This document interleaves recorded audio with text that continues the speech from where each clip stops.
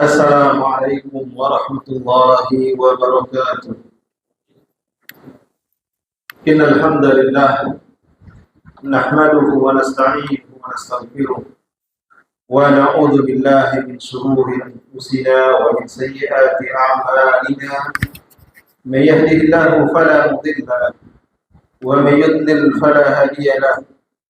أشهد أن لا إله إلا الله وحده لا شريك له وأشهد أن محمدا عبده ورسوله صلى الله عليه وعلى آله وأصحابه ومن سار على نهجه وتمسك بسنته إلى يوم الدين وسلم تسليما كثيرا.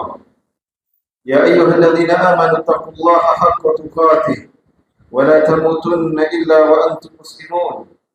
يا أيها الناس اتقوا ربكم الذي خلقكم من نفس واحدة وخلق منها زوجها وبث منهما رجالا كثيرا ونساء واتقوا الله الذي تساءلون به والأرحام إن الله كان عليكم رقيبا.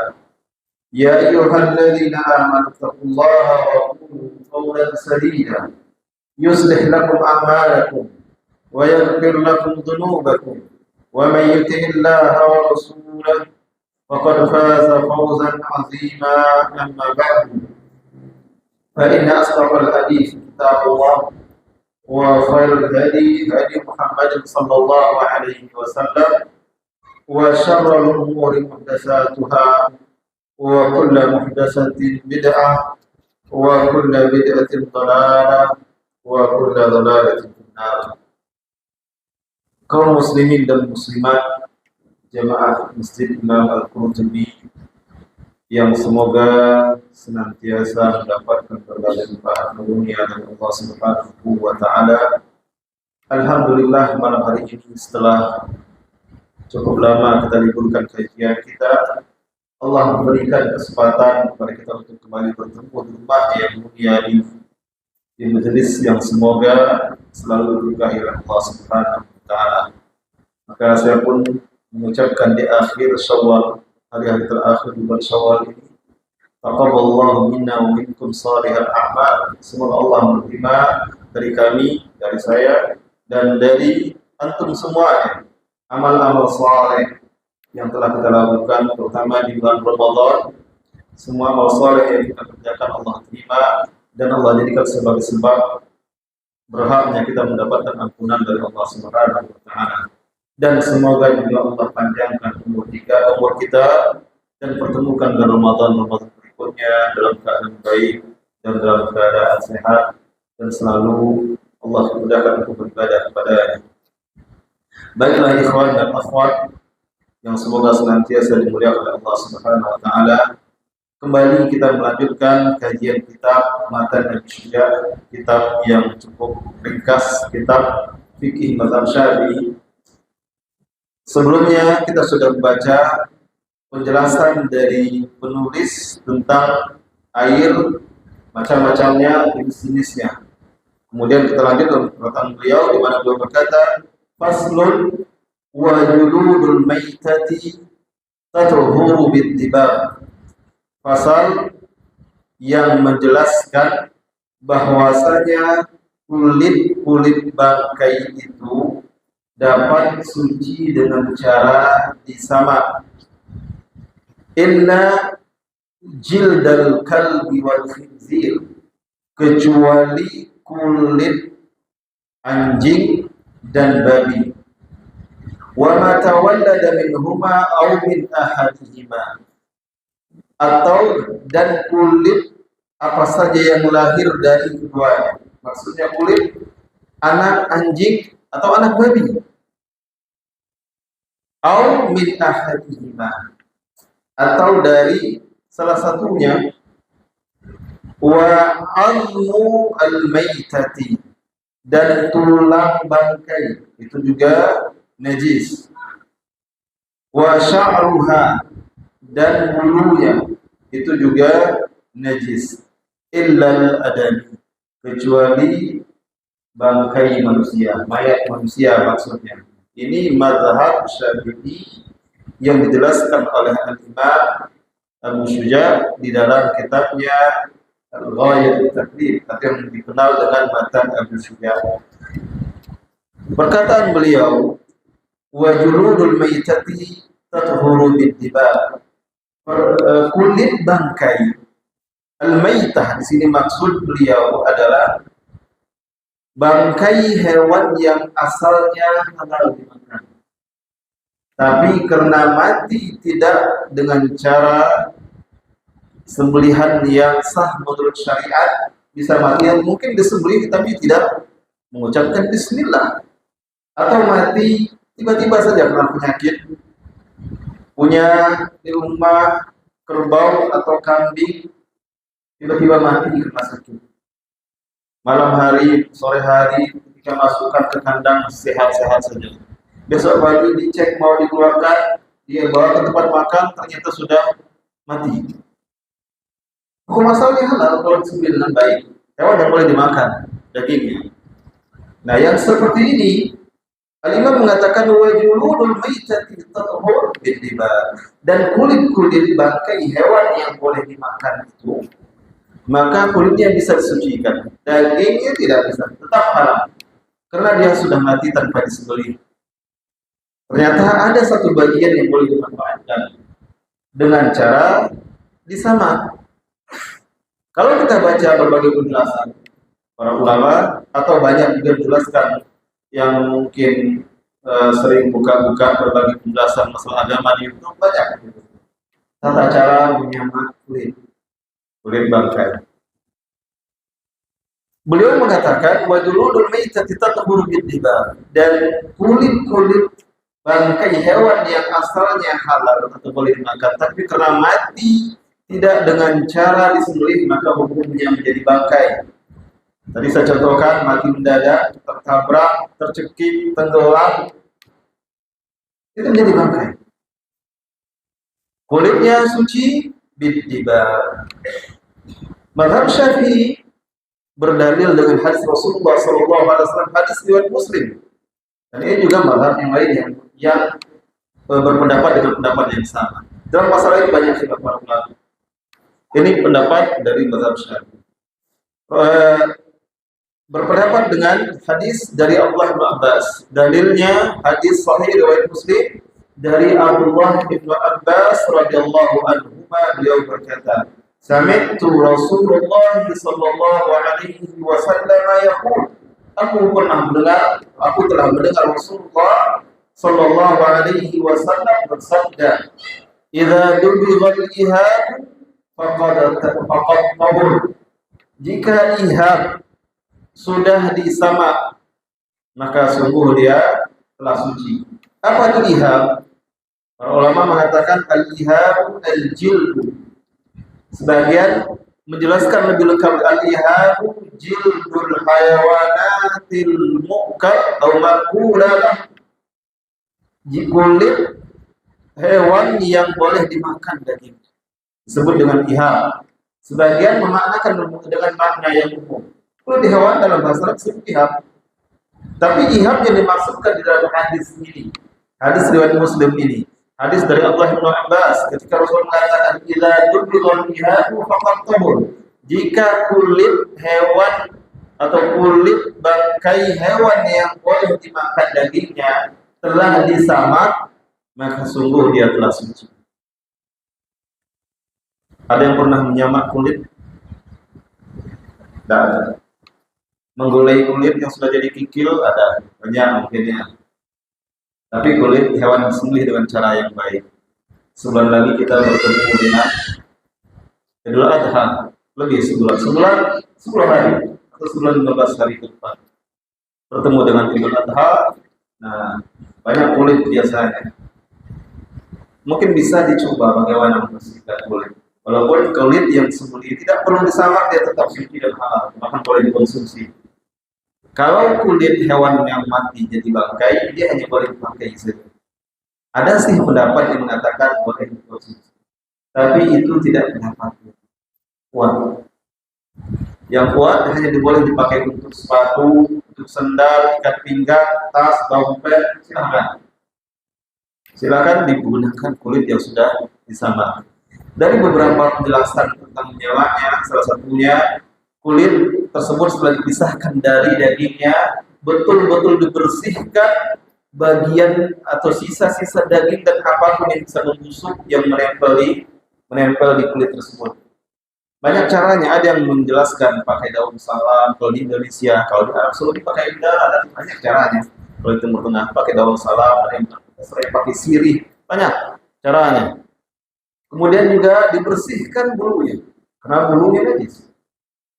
Tadi dikatakan menurut pendapat mazhab Syafi'i, tulang dan bulunya tetap najis. Maka kulitnya setelah dibersihkan sebersih-bersihnya, sehingga tidak ada lagi yang bisa membuatnya busuk. Setelah itu dijadikan dia awet. Ada biasanya yang mengerti direndam dalam beberapa hari dengan campuran tertentu, lalu dibiarkan kering. Sebagian mengatakan tidak boleh dijemur, dikeringkan dengan di bawah cemburan matahari. Sebagian pendapat ada mengatakan boleh. Nah, setelah selesai maka boleh dimanfaatkan, boleh digunakan. Itu kalau sudah disamak dengan cara yang seperti itu. Bahkan sebagian ada yang mengatakan boleh disamak dengan bahan-bahan yang sebagian mengatakan najis. Selagi dia bisa dimanfaatkan untuk membersihkan, tapi setelah selesai prosesnya dia harus dicuci sebersih-bersih dengan air suci dan mensucikan, sehingga betul-betul menghilangkan sifat najisnya.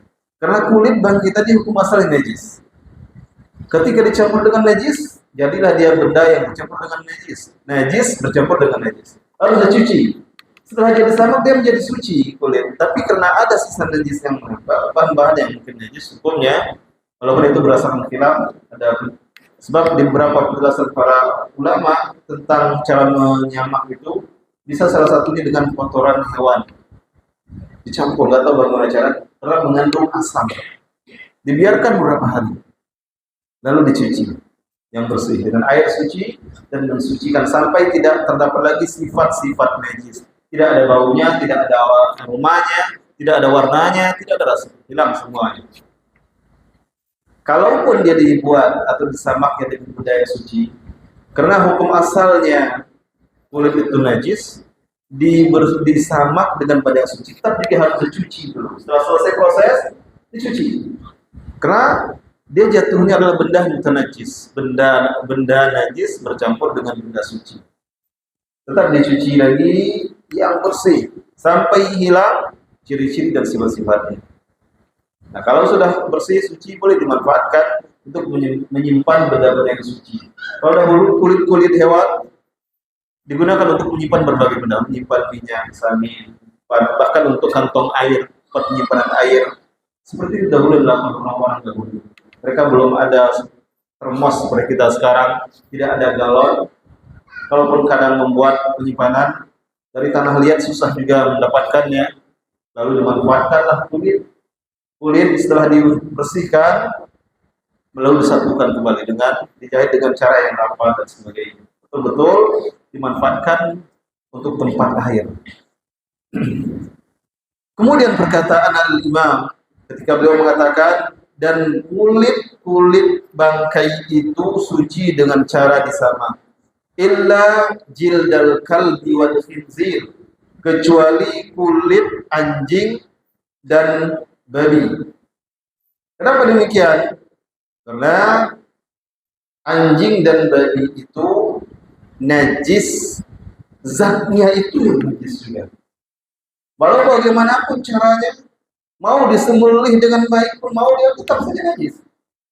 Sering disebut dengan najis ainiyah. Bendanya itu yang najis, zatnya yang najis. Mau diapakan tetap najis. Bukan hukumnya, bukan maknawi, tapi memang bendanya yang najis. Maka dalam masalah ini disebutkan oleh banyak ulama-ulama yang mensyarahkan kitab atau matan Abu Syuja bahwasanya mazhab Syafi'i menghukumi bahwasanya kulit anjing dan babi itu tidak suci walaupun disamakan. Kenapa? Karena najisnya adalah najis dalam keadaan hidup pun sudah najis. Apalagi setelah mati, tetap juga dalam keadaan najis. Maka yang seperti ini tidak mungkin disucikan. Walau bagaimana cara. Ini pendapat dari mazhab Syafi'i. Kemudian setelah disebutkan anjing, babi itu najis, wa ma tawallada minhuma aw min ahadihima, dan apa-apa yang lahir dari anjing atau dari babi. Apa maksudnya? Anak anjing najis, anak babi najis. Kemudian disebut aw min ahadihima, atau dari salah satunya. Apa maksudnya? Meskipun anjing tersebut anaknya hasil perkawinan silang dengan sesuatu yang tidak najis. Sebagian ulama yang saya lihat contohnya, seandainya pernah terjadi atau ada terjadi perkawinan silang anjing dengan kambing, apa mungkin? Seandainya terjadi seperti itu, lahir anaknya kepalanya anjing, kakinya kambing, atau mungkin yang lain tetap saja anjing mungkin, atau yang lain jadi kambing, tapi suaranya beda, menggonggong. Yang lahir anak kambing tapi suaranya menggonggong. Nah, ketahuan ternyata ini terjadi kawin silang. Atau anak anjing tapi mengembek. Walaupun seperti itu bukan murni dari anjing atau bukan murni dari babi, maka hukumnya tetap najis. Hukumnya tetap najis berdasarkan penjelasan dari ulama dalam masalah ini. Kata beliau, wa ma tawallada minhuma aw min ahadihima, dan apa yang terlahir dari keduanya, dari anjing, dari babi, atau salah satunya, induknya salah satunya anjing, salah satunya yang anjing. Kalau dia sama-sama najis ya, tidak perlu dipermasalahkan, tidak perlu dibahas. Tapi kalau salah satunya induknya sesuatu yang najis, yang salah satunya bukan yang najis, maka ini yang dipermasalahkan. Harimau dia tidak najis, tidak najis aini, tidak najis zatnya. Kucing tidak najis, atau macan tidak najis. Kalau terjadi perkawinan antara kucing atau antara anjing dengan hewan-hewan buas yang tadi tidak najis, lahir anaknya, maka hukumnya tetap menurut ulama mazhab Syafi'i tetap dihukumi seperti hukumnya anjing tersebut, seperti hukum induknya najis. Ini dalam masalah ini dalam kitab. Lalu penulis kembali melanjutkan perkataan dalam fasal ini. Wa azmul maitati wa sya'ruha, dan yang najis itu juga tulang bangkai. Jadi yang boleh tadi bisa disucikan hanya kulitnya saja. Sedangkan tulang dan bulunya itu tetap najis. Wa illal adami, kecuali bangkai manusia, mayat manusia. Bahkan mayat manusia sepotong pun atau apapun tidak najis. Ya. Atau bahkan manusia yang masih hidup putus tangannya, kecelakaan, qadarullah, putus tangannya. Orangnya masih hidup, tangan yang terlepas ini tidak najis. Manusia tidak najis. Dan pendapat ini berdasarkan firman Allah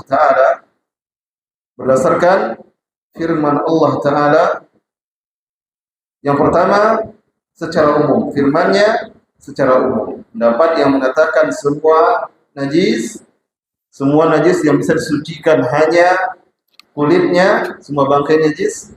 Kemudian yang najis tulangnya, bulunya, dan najis semuanya, kecuali manusia tidak berlaku hukum itu pada manusia. Di antara dalilnya yang pertama surah Al-Maidah ayat 3, Allah berfirman, "Hurrimat 'alaikumul maitah." Diharamkan atas kamu bangkai. Ini dalil yang pertama. Al-maitah, lalu dijelaskan para ulama. Yang dimaksud dengan al-maitah atau dalam bahasa kita bangkai, kullu hayawanin zalat hayatuhu bi ghairi dzatihi syar'i. Semua jenis hewan, semua hewan yang hilang kehidupannya, hilang nyawanya tanpa disembelih secara syar'i. Nah, ini berlaku untuk hewan yang boleh dimakan dagingnya. Adapun seperti harimau, kalau hidupnya tidak najis, tapi ketika dia mati, tidak, walaupun disembelih bersama harimau, tetap saja najis. Kucing, walaupun dia tidak najis di masa hidupnya, tiba-tiba ada orang yang menyembelihnya dengan cara syar'i, dihadapkan ke kiblat, dibaca bismillah, tetap saja najis, tetap saja tidak halal, tetap saja haram, tetap saja haram, ya seperti ini. Atau ada yang menyembelih hewan-hewan yang lainnya, yang ketika hidupnya hukumnya dia tidak najis, tapi ketika disembelih dia menjadi bangkai. Walaupun dengan secara syar'i. Sedangkan hewan-hewan yang boleh dikonsumsi yang halal, yang tidak najis, ayam, berbagai jenis unggas yang halal, kemudian kambing, domba, berbagai jenisnya, rusa, berbagai jenis dan bentuknya, sapi, mau jenis apapun sapinya, kerbau, maka ketika disembelih dengan cara yang sesuai dengan syar'i, dihadapkan kiblat, dibacakan bismillah, lalu disembelih dan terputus minimal 2 jalan nafas dan jalan makanannya. Kemudian sebagian mengatakan urat darah terputus, itu sudah, itu halal dengan syarat bismillah. Bahkan meskipun tidak bismillah, kalau itu hewan buruan dengan senjata, hewan buruan diburu dengan senjata, dengan panah, dengan tombak, dengan senjata, dengan senapan, selama memburu dan menembaknya mengucapkan bismillah, lalu didapati hewan dalam keadaan setelah dikejar. Kadang-kadang hewan kalau tidak terlalu tepat sasarannya ke bagian-bagian vital, ditembak masih bisa lari, lalu dikejar ke hutan, didapati sudah mati. Tapi ketika melepaskan panah atau melepaskan tombak atau melepaskan tembakan, mengucapkan bismillah, maka hukumnya sama seperti sembelihan. Itu untuk hewan yang memang boleh dikonsumsi daging. Maka masuk ke dalam pembahasan ini, yaitu ke dalam pembahasan bahwasanya bangkai itu semua hewan yang hilang kehidupannya, hilang nyawanya tidak dengan cara disembelih syar'i. Masuk juga hukumnya yang tidak boleh dimakan dagingnya seperti keledai. Keledai jinak itu tidak halal. Tapi keledai liar halal. Keledai liar boleh dikonsumsi. Sedangkan sebagian ulama Syafi'iyah mengharamkan secara umum. Keledai mau jinak, mau liar, maka tetap haram. Wa ma yukaru lahmuhu idza tatawaffar syurutul dzalik. Dan apa-apa yang disembelih, apa-apa yang dimakan dagingnya, kalau disembelih dengan syarat yang terpenuhi, syarat-syarat. Tapi dia mati tidak disembelih secara syar'i, maka menjadi bangkai, menjadi haram dan najis. Kalau sudah bangkai, haram dan najis. Contohnya apa? Zabihatul murtad, sembelihan seorang yang murtad. Orang yang murtad walaupun dia menyembelih dengan baca bismillah, menghadap kiblat, tapi dia murtad. Dia murtad beda dengan yang hukum asalnya dia ahlul kitab.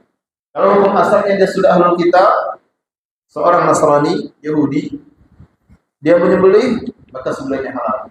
Tapi orang yang murtad, seorang muslim, dia murtad, lalu dia menyembelih, maka sembelihannya tidak halal, walaupun terpenuhi syarat-syarat dalam masalah. Begitu keras Islam memberikan ancaman terhadap orang-orang murtad.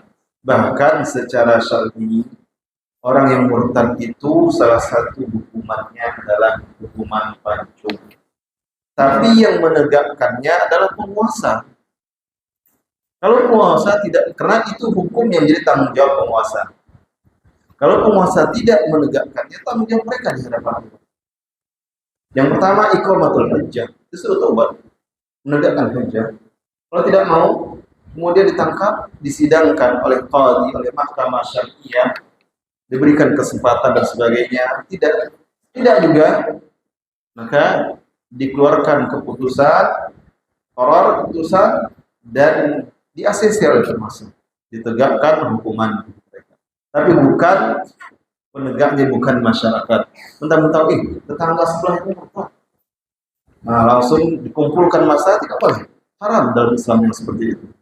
Islam punya aturan yang jelas. Aturan lainnya, masyarakat Apa kewajibannya? Penguasa, apa kewajibannya? Salah satunya penguasa punya kewajiban menerapkan hudud, hukum-hukum yang ada, ketentuan-ketentuan hukumannya di dunia. Itu tanggung jawab penguasa. Jadi berat jadi penguasa itu. Makanya kita tahun-tahun politik yang menyalonkan, berpikirlah.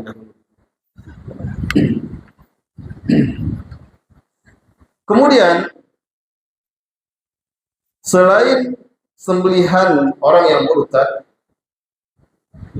dijelaskan juga sembelihan tersebut hukum asalnya tidak boleh dimakan dan menjadi bangkai meskipun tidak mendatangkan mudarat kepada badan, tidak membahayakan kesehatan. Maka berdasarkan penjelasan-penjelasan ini, fatahrimul maitati dalilu najasatiha. Haramnya bangkai itu salah satu dalil yang menunjukkan najisnya dia. Lianna tahrima ma la dharara fihi wa la hurmata lahu dalilu najasati. Karena haramnya sesuatu yang tidak mendatangkan mudarat, tidak ada mudaratnya, tapi dia menjadi haram dan tidak ada kehormatannya. Ini menunjukkan bahwasanya itu najis. Kenapa diharamkan? Dia tidak mendatangkan mudarat. Berarti ada sebab yang lainnya. Dan sebabnya adalah najisnya dia. Wa najasatuha,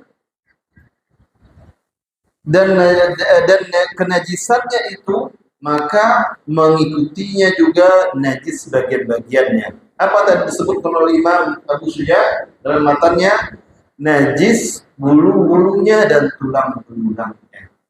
Nah, dari sini istinbat pengambilan hukumnya dari ayat bahwasanya Allah mengatakan hurimat alaikumul maitah, telah diharamkan atas kamu bangkai.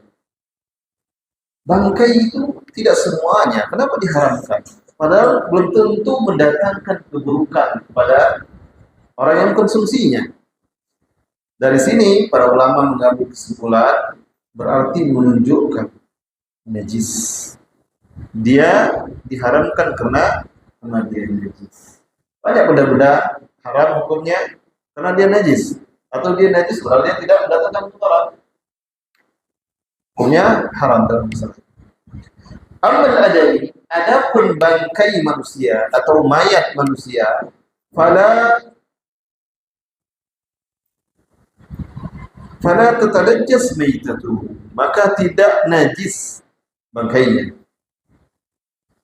Wa kadzalika ajza'uhu, dan begitu juga bagian-bagian tubuh yang lainnya tidak najis, rambutnya, kulitnya, jari, kuku dan sebagainya tidak najis, kecuali memang najis yang keluar dari tubuhnya. Bagian-bagian badan yang lain tidak najis. Wa kadza liqoulihi ta'ala. Nah, ini dia dalilnya. Mana dalilnya bahwa bangkai itu tidak najis? Dalilnya firman Allah Ta'ala di dalam surat Al-Isra ayat 70. Allah berfirman, "Wa laqad karramna bani Adam." Dan sungguh kami telah memuliakan bani Adam. Kami telah memuliakan manusia. Bagaimana pengambilan hukumnya? Ayatnya Allah menyebutkan di dalam surat Isra 70, sungguh kami telah memuliakan manusia, sungguh kami telah memuliakan Bani Adam. Dari sisi mana pengambilan hukumnya yang menunjukkan bahwasanya ini dalil manusia itu bangkai tidak najis? Wa hadza yatanafa ma'al qawli binajasati. Firman ini bertentangan dengan pendapat yang mengatakan bangkai manusia itu najis setelah matinya. Kenapa? Sebagian orang mengatakan bangkai manusia itu najis kalau sudah mati. Haram menyentuhnya, haram menyentuh bangkainya karena keharaman. Haram menyentuhnya. Kenapa demikian? Karena Allah menyebutkan bahwa Allah memuliakannya, baik hidupnya maupun mati. Oleh karena itu, ayat yang mengatakan bahwa manusia itu najis, najisnya najis maknawi. Dalam kitab-kitab tafsir, para ulama menyebutkan najisnya najis maknawi. Najis akidahnya, iktikadnya, fisiknya tidak najis. Jadi pendapat yang lebih kuat dalam masalah ini. Kalau ada orang muslim, non muslim meninggal, bangkai mayatnya dipegang diangkat itu tidak akan najis. Contoh yang lainnya, ketika Rasulullah wafat, dikecup keningnya oleh istrinya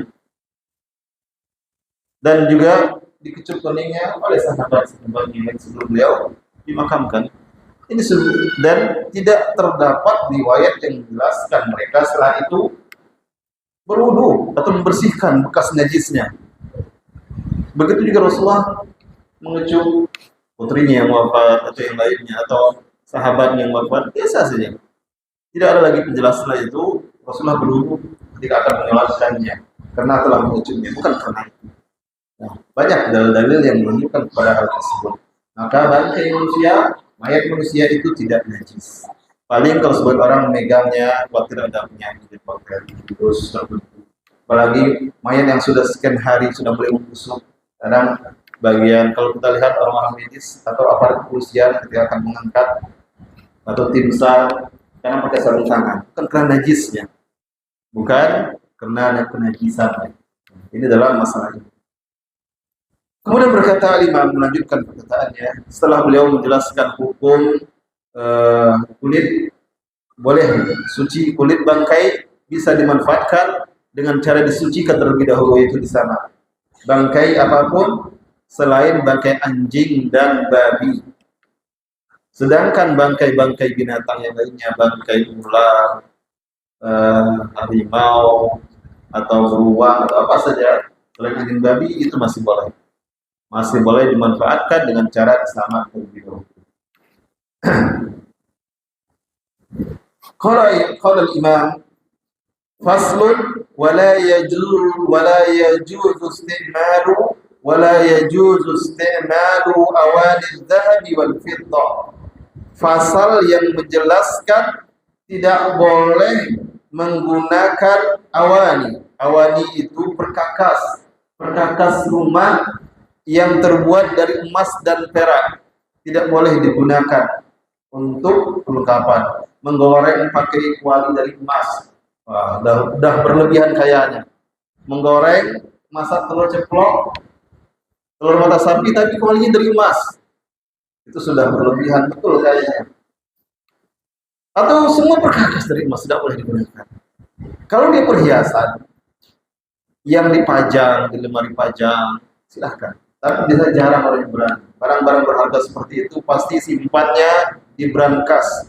Brankas dibuat seberat-beratnya, pakai kunci rahasia, pakai pula lagi alarm dan sebagainya. Rumahnya pakai CCTV. Begitu biasa kalau orang banyak barang-barang berharga mahal. Jarang yang meletakkannya di lemari pajang. Paling yang imitasinya mungkin ada. Misalnya semacam gelas berwarna emas, ada piring berbentuk emas, warnanya emas, imitasinya saja mungkin ada. Walaupun sebenarnya boleh kalau tidak digunakan. Kalau untuk perhiasan, secara hukum boleh. Yang terlarang menggunakan untuk minum pakai gelas dari emas. Ngaduk teh, kopi pakai gelas emas, sendoknya dari emas dan sebagainya, itu tidak boleh. Dari perak juga tidak boleh. Maka Al-Imam mengatakan wala yajuzu istimalu awani adh-dhahabi wal fiddah. Tidak boleh menggunakan perkakas rumah yang terbuat dari emas dan fiddah atau sebagiannya terbuat dari emas atau perak. Misalnya gelas biasa terbuat dari logam tapi ada hiasan-hiasan yang merupakan dari emas. Itu juga tidak boleh. Piring biasa dari logam, misalnya piring dari logam, tapi ada hiasan-hiasan pinggir dari emas misalnya, atau dari perak, itu juga tidak bermasuk kepada hukum yang seperti ini. Dan ini berdasarkan hadis Rasulullah SAW riwayat Bukhari dan Muslim dari Hudzaifah ibnul Yaman.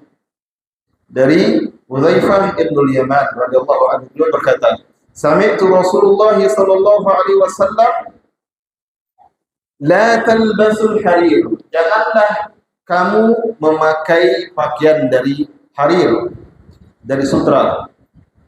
Walad dibaj. Dibaj itu juga salah satu jenis sutra. Tidak boleh. Rasulullah melarangnya bagi muslim menggunakan pakaian yang terbuat dari sutra atau apa saja yang dari sutra digunakan. Kenapa?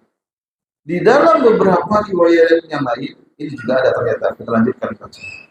Kata Rasulullah, la talbasul harira wal tibaj. Jangan kalian menggunakan atau memakai sutra, pakaian sutra atau dibaj. Ini juga sejenis sutra. Wala tashrabu fi aniyatil dhahabi wal fiddah. Jangan kalian minum menggunakan gelas dari emas dan perak. Dilarang oleh Rasulullah sallallahu alaihi wasallam. Lalu di akhir hadis kata Rasulullah, wala ta'kulu fi sihabiyah. Dan juga jangan makan di piring terbuat juga dari emas dan perak. Fa innaha lahum fid dunya wa lana fil akhirah. Karena sesungguhnya perhiasan-perhiasan ini atau perkakas-perkakas ini, sutra, pakaian sutra, sarung sutra, peci sutra, pakaian dalam sutra, kaos kaki sutra, yang terbuat dari sutra, kemudian gelasnya emas, cangkirnya perak dan sebagainya, perkakas, ini semua untuk mereka kata Rasulullah. Untuk siapa? Untuk orang kafir. Karena mereka di dunia ini. Karena kelak di akhirat mereka tidak lagi mendapatkannya.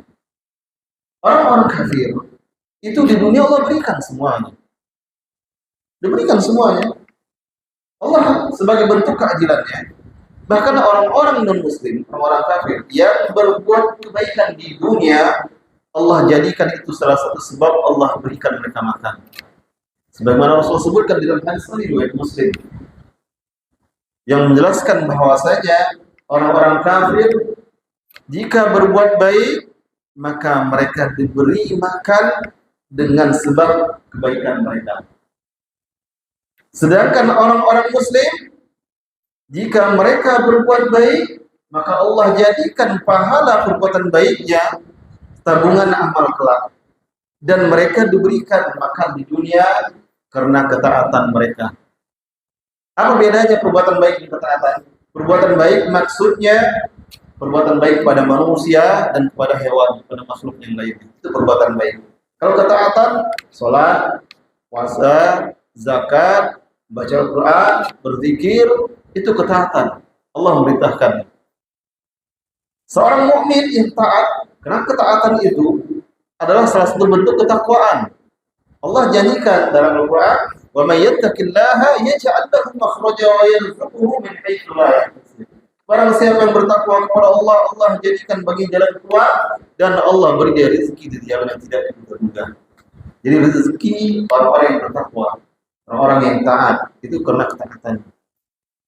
Sedangkan kebaikannya dia berbuat baik, bantu orang yang susah, dia bantu orang yang kesulitan, lihat orang dalam keadaan susah, baik yang minta-minta atau apa saja, dia bantu. Maka itu Allah jadikan tabungan pahala. Sedangkan orang-orang kafir, kata Rasulullah, Allah berikan sebab-sebab. Maka kita lihat orang-orang kafir itu, mereka dapatkan dunia, bahkan melebihi orang-orang yang beriman. Karena jujur saja orang-orang kafir banyak yang baik-baik. Banyak orang-orang kafir yang bantu orang-orang yang susah. Datang ke negeri-negeri yang miskin, daerah kelaparan, susah air, mereka buatkan sumber air bersih. Itu perbuatan baik kepada manusia. Mereka dirikan pusat-pusat kesehatan gratis, mereka bangun sekolah gratis. Itu perbuatan baik, tapi bukan bentuk ketaatan. Perbuatan baik, maka kata Rasulullah, mereka diberi makanan dengannya. Sedangkan orang-orang yang beriman, hasil dari perbuatan baiknya akan didapatkannya kelak di akhirat jauh lebih baik daripada kehidupan dunia ini. Maka ketika Rasulullah menjelaskan di dalam hadis sahih riwayat Muslim dari sahabat, dalam hadis sahih riwayat Muslim ini dari sahabat Hudzaifah bin Yaman, lalu Rasulullah mengatakan, la talbasul harira wal dibaj, jangan menggunakan pakaian dari sutra, wala tashrabu fi aniyati dzahab wal fiddah, jangan minum menggunakan tempat minum dari emas dan perak. Tidak boleh, Rasulullah tidak membolehkannya. Kenapa demikian? Rasulullah sebutkan hikmah. Fa innaha lahum fid dunya wa lana fil akhirah.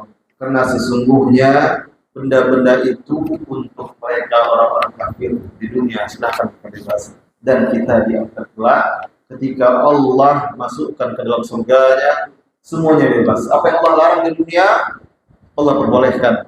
Apa yang Allah haramkan, Allah perbolehkan. Dalam bentuk yang jauh lebih baik ketika dunia. Khamar di dunia haram, di akhirat ada minuman yang namanya khamar. Tapi tidak lagi seperti khamar yang di dunia mendatangkan mudarat pada akal dan fisik. Banyak emas, semuanya piring, gelas, itu semuanya emas. Apapun yang kita minta datang semua.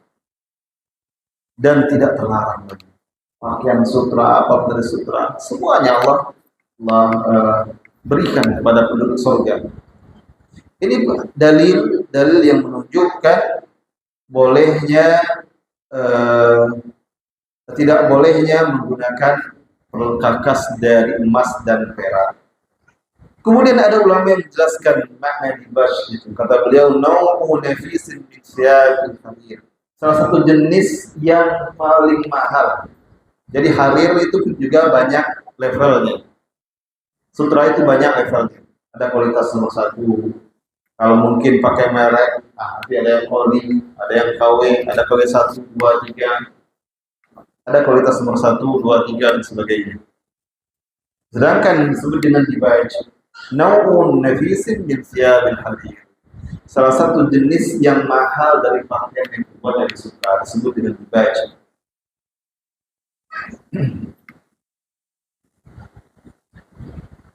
Kemudian dikiaskan itu dicari kesamaannya. Dikiaskan kepada makan dan minum dan yang lainnya. Kenapa demikian? Itu adalah bentuk yang paling banyak penggunaannya. Bentuk yang paling banyak penggunaannya. Maka ketika Rasulullah tashrabu fi aniyatil dhahab, janganlah minum dengan, karena pada umumnya banyak penggunaan perkakas kan untuk minum dan makan. Mungkin ada untuk masak, ada untuk merebus, ada untuk yang lain untuk menyimpan perkakas masak untuk menyimpan air, menyimpan apa saja. Nah, emasnya mungkin dari perak atau embernya dari perak, dari emas untuk menyimpan. Kalaupun ada kulkas dari emas, perkakas rumah tangga tidak diperbolehkan. Kalau itu memang perkakas yang dipakai untuk kebutuhan rumah tangga. Saya katakan tadi berbeda kalau dia sebagai perhiasan. Beda fungsi dan kegunaannya. Kemudian Al-Imam kembali mengatakan di dalam kitabnya atau dalam matanya Ibnu Syuja', beliau mengatakan wa yajuzu isti'malu ghairihima minal awan, dan boleh menggunakan perkakas-perkakas selain keduanya. Perkakas dari logam boleh, dari plastik boleh, perkakas dari kaca boleh. Silakan. Selain dari emas dan perak boleh digunakan. Dari kayu boleh, dari tembikar, dari tanah liat yang dibentuk menjadi berbagai perkakas itu juga boleh. Yang seperti itu dipersilahkan, boleh dipergunakan. Yang tidak diperbolehkan hanya yang terbuat dari emas dan perak. Kemudian beliau melanjutkan perkataan, faslun wasiwakum mustahabun fi kulli hal. Dan menggunakan siwak itu disukai dalam segala keadaan. Bersiwak itu disukai dalam segala keadaan. Apa maksudnya? Ini berdasarkan hadis yang diriwayatkan oleh Imam An-Nasa'i dan yang lainnya dari Aisyah radhiyallahu anha, bahwasanya Nabi sallallahu alaihi wasallam bersabda, as-siwaku mathaharatun lil fam wa mardatun lil rabb. Siwak itu mathaharatun lil fam, membersihkan mulut dan diridhai oleh Rabb, oleh Allah Azza wa Jalla. Hadis ini juga diriwayatkan oleh Imam Bukhari ta'liqan. Maksud ta'liqan ini sepotong saja, yang ininya saja misalnya. Tidak utuh. Diriwayatkan juga di dalam riwayat Sahih Bukhari. Kemudian siwak itu siwak yang bagaimana? Apakah sikat gigi yang biasa kita pakai hukumnya sama seperti siwak? Dia menggantikan siwak, tapi hukumnya tidak bisa menyamai hukum siwak. Dia menggantikan siwak. Kenapa?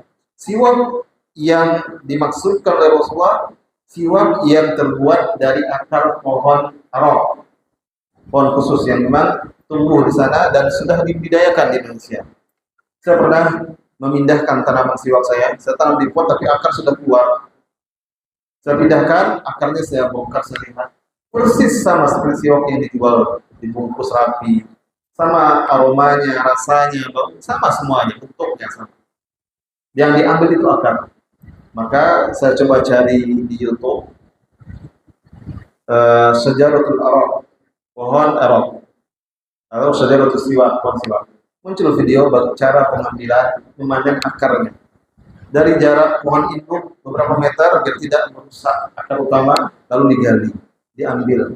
Begitulah. Lalu diambil dipotong-potong. Itu yang dijual sekitar Masjid Nabawi, Masjid Haram, itu dia.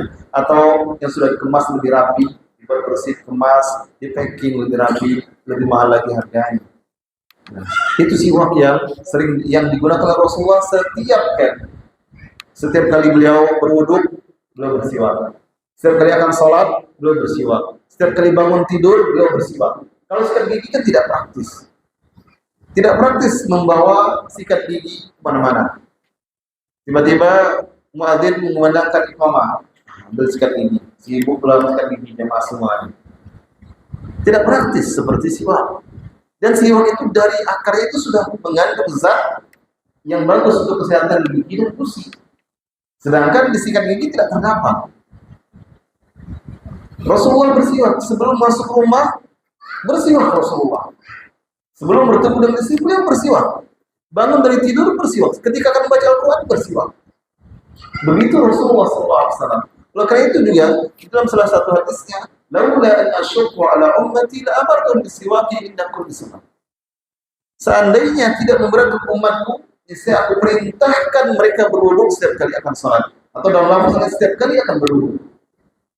Tapi Rasulullah tidak mau memberatkan, khawatir itu memberatkan kalau itu menjadi perintah. Kalau menjadi perintah wajib pula bersiwak. Sudah masuk waktu. Baik. Lanjutnya setelah sholat. Intinya siwak adalah sunnah yang selalu dijaga oleh Rasulullah SAW sepanjang hidupnya di setiap waktunya, terutama ketika akan melakukan hal-hal yang baik. Beliau senantiasa bersiwak. Karena waktu sudah masuk, kita dengar adzan kumandangkan, kemudian kita tunaikan salat Isya dan setelah itu kita lanjutkan sedikit tentang pembahasan ini. Wassallallahu wasallam ala nabiyyina Muhammad wa ala alihi wa ashabihi ajma'in. Bismillahirrahmanirrahim. Alhamdulillahirabbil alamin wassalatu wassalamu ala rasulil amin wa ala alihi wa ashabihi ajma'in.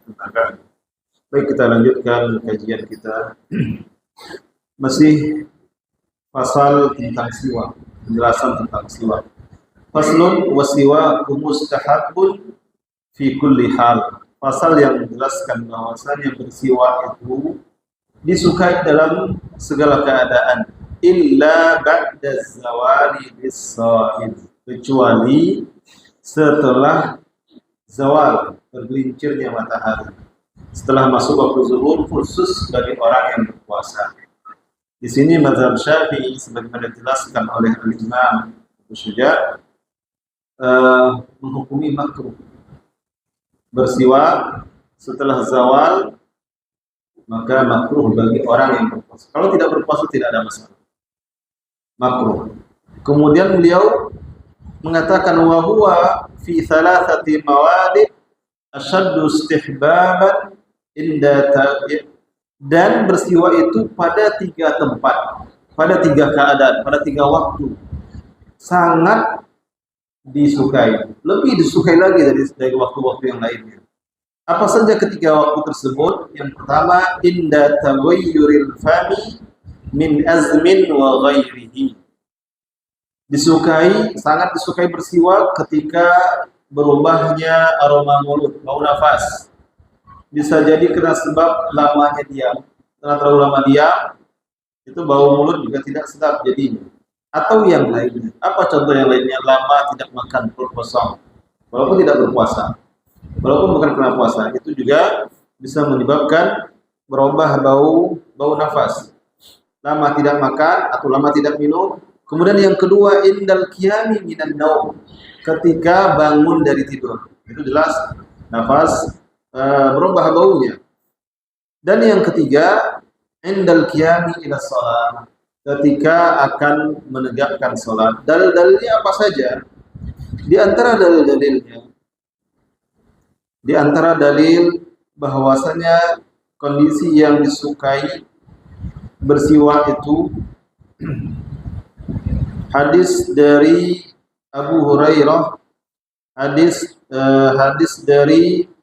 riwayat Bukhari dan Muslim. Hadis riwayat Bukhari dan Muslim dan yang lainnya dari Hudzaifah. Beliau berkata, "Kana an-nabiy sallallahu alaihi wasallam idza qama min al-laili yashusu fahu bis-siwak." Adalah Nabi sallallahu alaihi wasallam jika bangun dari tidur, bangun di malam hari, bangun dari tidurnya, maka beliau menggosok-gosok mulutnya dengan siwak, bersiwak. Rasulullah bersiwak. Ini hadis riwayat Bukhari dan Muslim. Kemudian di dalam hadis yang lainnya, hadis riwayat Abu Dawud dan yang lainnya dari Aisyah radhiyallahu anha, bahwasanya Nabi sallallahu alaihi wasallam apabila bangun dari tidur, baik itu malam ataupun siang, maka beliau bersiwak sebelum berwudu. Bangun saja beliau sudah bersiwak. Kemudian kalau melanjutkan setelah berwudu, ketika berwudu beliau pun bersiwak. Dan ketika berwudu lebih sempurna lagi bersihnya. Kenapa? Bersiwak bisa sambil membersihkan, mengeluarkan sisa-sisa siwak yang ada di mulut. Ini berkaitan dengan utamanya waktu bersiwak ketika akan sholat atau ketika bangun dari tidur. Adapun ketika akan sholat, ketika akan berwudu, maka ada hadis yang sahih dari Bukhari dan Muslim. Hadis sahih riwayat Bukhari Muslim dari Abu Hurairah radhiyallahu anhu dari Nabi sallallahu alaihi wasallam, "Laula an asyqa ala ummati la amartuhum bisiwaki inda kulli salat." Seandainya tidak memberatkan kepada umatku, maka saya aku perintahkan mereka bersiwak setiap kali akan salat. Hadis ini riwayat Bukhari Muslim. Kemudian dalam riwayat Ahmad, Rasulullah bersabda, "Laula an asyqa ala ummati la amartuhum bisiwaki inda kulli wudu." Kalau tidak memberatkan umatku, maka aku perintahkan mereka berwudu, aku perintahkan mereka bersiwak setiap kali berwudu. Ini yang biasa dilakukan oleh Rasulullah sallallahu alaihi wasallam ketika beliau bersiwak. Selain waktu yang disebutkan di atas, masih ada kondisi-kondisi tertentu Rasulullah bersiwak. Masih ada waktu-waktu tertentu selain yang disebutkan tadi. Di antaranya Rasulullah bersiwak ketika akan membaca Al-Quran.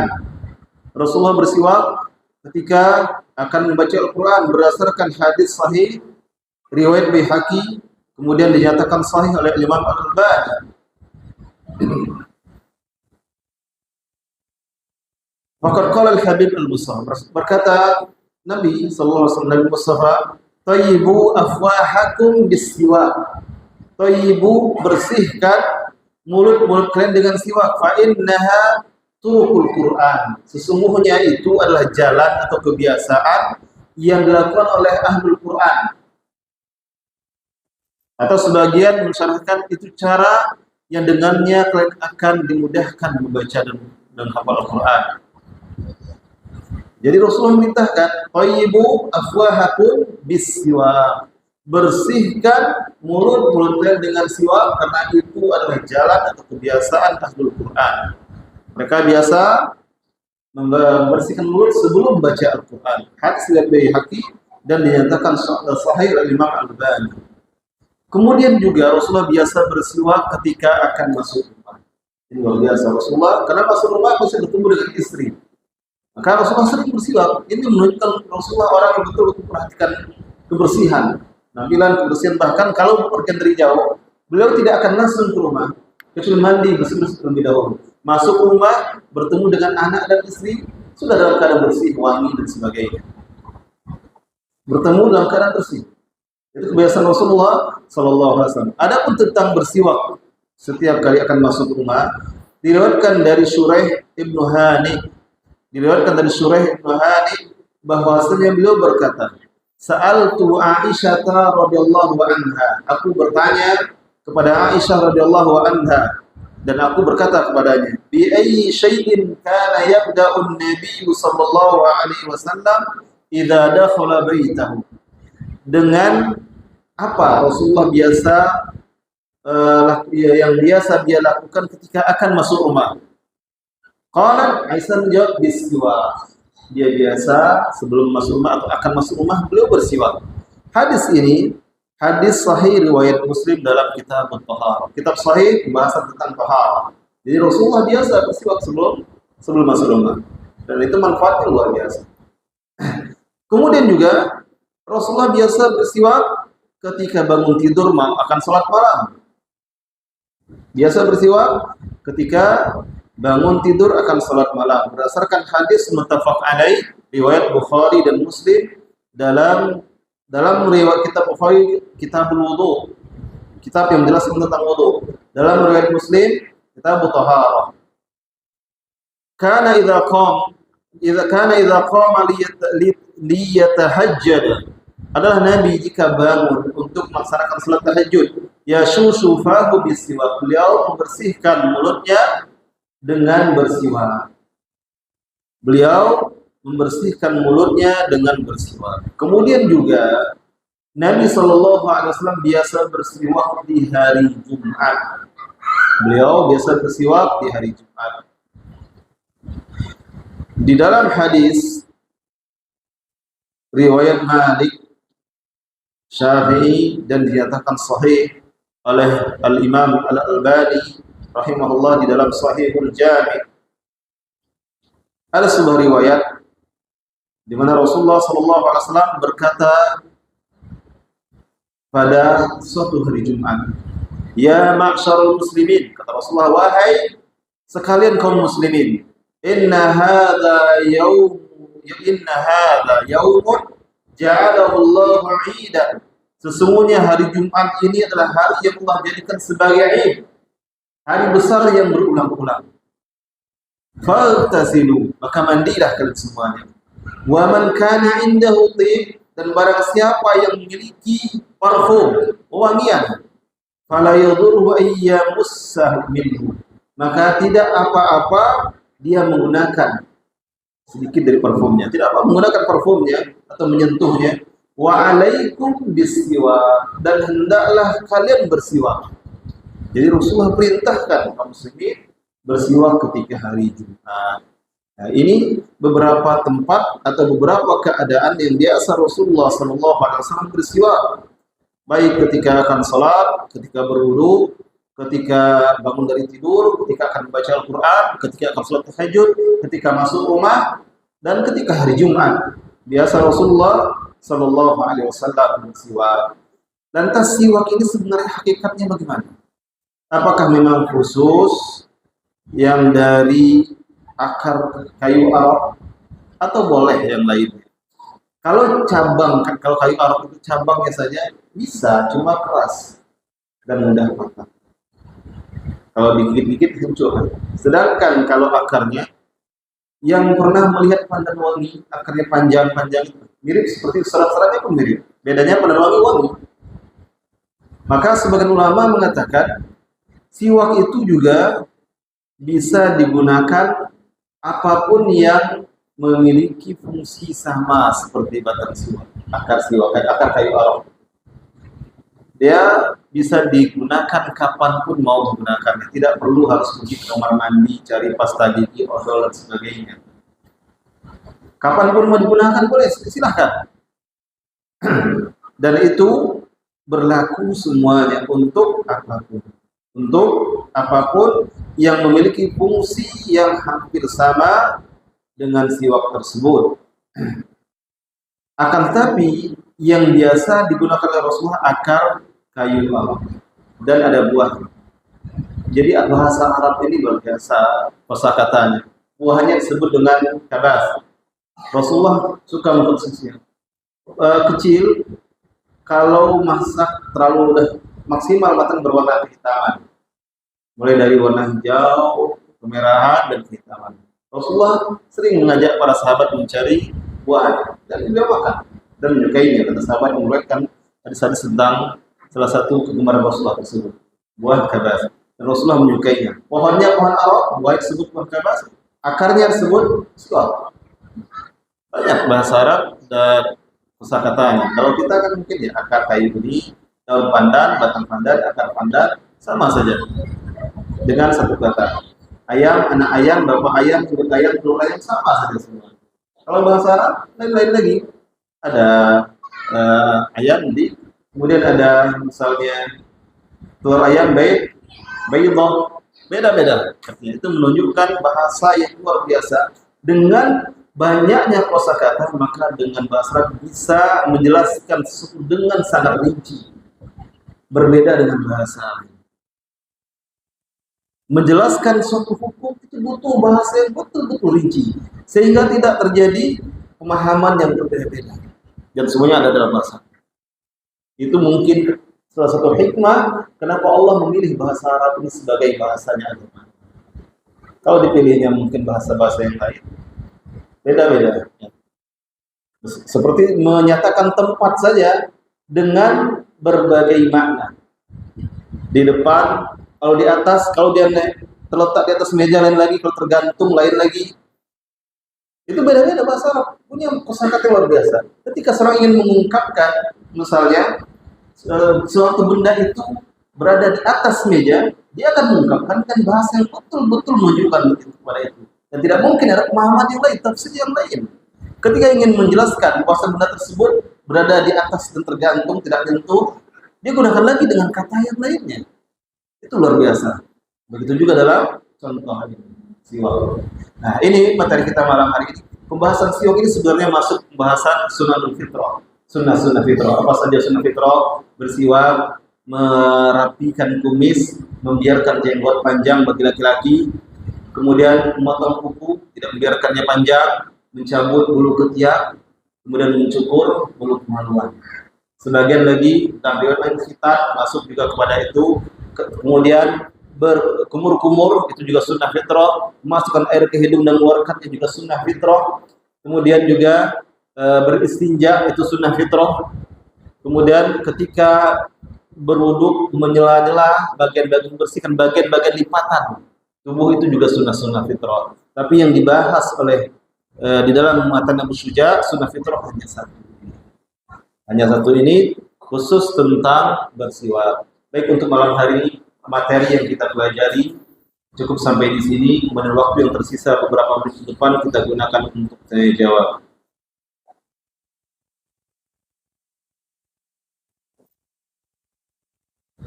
Bismillah, apa hukum daging yang disembelih oleh dukun, Ustaz? Dukun ini tergantung pertama bagaimana kadar kedukunannya. Ada sampai murtad, kufur, dan zahir kufurnya. Zahir, semua orang yang mengetahui, melihat pasti menghukumi dia kufur. Tidak ada keraguan lagi. Kemudian ada dukun yang hanya sampai kepada dia berdosa besar, misal melakukan, dukun kan banyak. Ada yang dukun hanya bohong saja, hanya tipu daya, hanya trik. Itu berdosa. Yang penting, yang zahirnya masih dia muslim. Kalau dia menyembelih dengan bismillah dan memenuhi syarat-syarat sembelih yang sah secara syar'i, maka sembelih tetap sah. Selama dia masih zahirnya, karena seorang dihukumi dengan zahir. Tapi kalau memang zahirnya sudah terlihat dia kafir, keluar Islam, murtad, tidak sholat, lalu dukun itu kalau sudah sampai kepada derajat tertentu, kadang dia tidak sholat. Karena banyak dukun yang membawa embel-embel agama. Kadang-kadang yang dapat ya dari pemahaman mereka, bahwa sampai kepada kondisi tertentu tidak perlu sholat, tidak perlu lagi puasa. Malah sebagian ada puasanya hanya malam saja. Siang tak apa-apa, tapi puasa malam puasa tahiyat tidak. Jadi dibodoh-bodohi orang-orang yang memang terlalu mudah untuk percaya dengan hal-hal yang seperti itu. Kalau zahirnya dia masih muslim, kemudian dia memenuhi syarat-syarat sembelihan seorang muslim, mengucapkan bismillah, menghadap kiblat, kemudian terputus semua atau urat yang memang harus terputus di leher sembelihan, maka sembelihannya sah, tetap halal, boleh dimakan. Ya. Tetap halal dan boleh dimakan. Dan walaupun tidak terlihat oleh kita dia membeli, walaupun tidak terlihat, Tapi kalau sembelihannya itu untuk sesajennya atau untuk persembahannya kepada jinnya, dukun kadang menyembelih untuk sema atau untuk syarat pengobatannya, walaupun terpenuhi syaratnya, tidak boleh, haram jadinya. Karena itu masuk sembelihan untuk selain Allah Subhanahu wa taala, dan itu diharamkan. Allah mengharamkan sesuatu yang disembelih bukan untuk Allah Subhanahu wa taala. Meskipun zahir dia menghadap ke kiblat, baca bismillah, dibesarkan pula, dikeraskan bismillah biar terdengar orang sekitarnya, tapi peruntukannya bukan karena Allah atau bukan untuk sesuatu yang Allah mubahkan. Untuk Allah apa maksudnya? Sembelihan kurban itu untuk Allah, Idul Adha. Sembelihan akikah itu untuk Allah, atau untuk perkara yang Allah mubahkan, menyembelih kambing dalam rangka walimah, dalam rangka mengundang orang untuk makan atau konsumsi sendiri, itu boleh, atau untuk dijual dagingnya, itu boleh. Hal-hal yang mubah, hal-hal yang memang bagian syariat atau ibadah, akikah, kurban, walimah itu juga termasuk ada unsur ibadah. Karena Rasulullah memerintahkan aulim walau isya kepada salah seorang sahabat yang menikah, ingat kalau Rasul aulim, lakukan walimah walaupun dengan menyembelih hanya seekor kambing. Padahal kita kalau seekor kambing itu sudah sekampung bisa kita undang. Tapi kan orang-orang di sana itu memang kalau makan daging dengan nasi, bukan makan nasi dengan daging. Daging banyak, nasinya sedikit. Maka kalau dikatakan oleh Rasul aulim walau isya, lakukan walimah walaupun hanya dengan menyembelih seekor kambing, itu mungkin sudah sangat minim sekali. Kalau kita seekor kambing sudah cukup, masak gulai kambing dicampur, apalagi dicampur dengan yang lainnya, sudah cukup mengundang jamaah satu muslim hadir besok akikah anak kami misalnya, anak perempuan satu ekor kambing, tapi hadir cukup semua.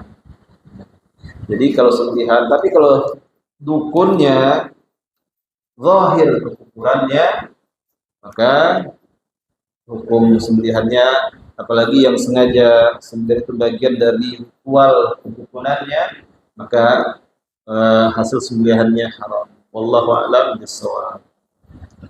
Baik, ada pertanyaan yang lain? Silahkan.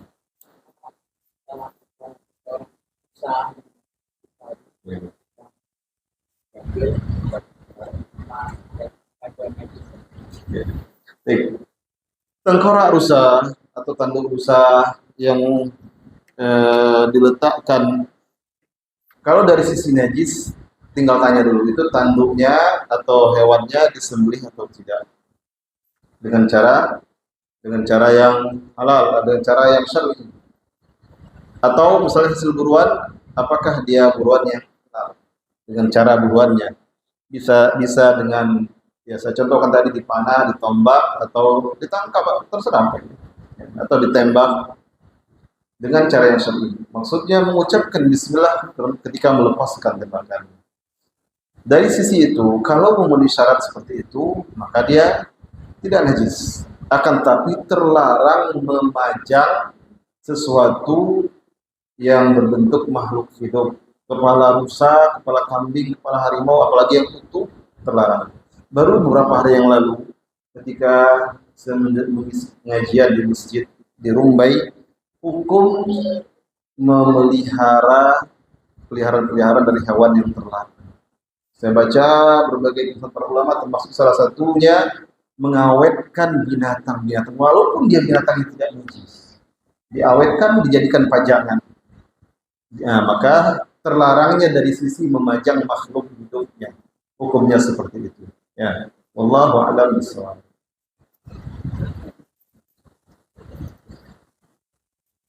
Ada yang lain, silahkan. Kalau tidak ada, siapkan pertanyaan mungkin untuk bulan depan. Dan kita bertemu sekali sebulan. Bulan depan kita masuk penjelasan dari Imam mengenai wudhu. Mengenai wudhu. Pasal yang menjelaskan tentang berwudhu. Tata cara berwudhu, sifat wudhu, rukunnya, wajibnya, syarat dan sebagainya. Sudah jelaskan pada pasal itu. Kalau tidak ada pertanyaan, maka untuk malam hari ini kita cukupkan sampai di sini kajian kita. Semoga bermanfaat untuk kita semuanya. Mohon maaf atas segala kekurangan. Wabillahi taufiq wal hidayah. Wa sallallahu wasallam ala nabiyyina Muhammad. Wassalamualaikum warahmatullahi wabarakatuh.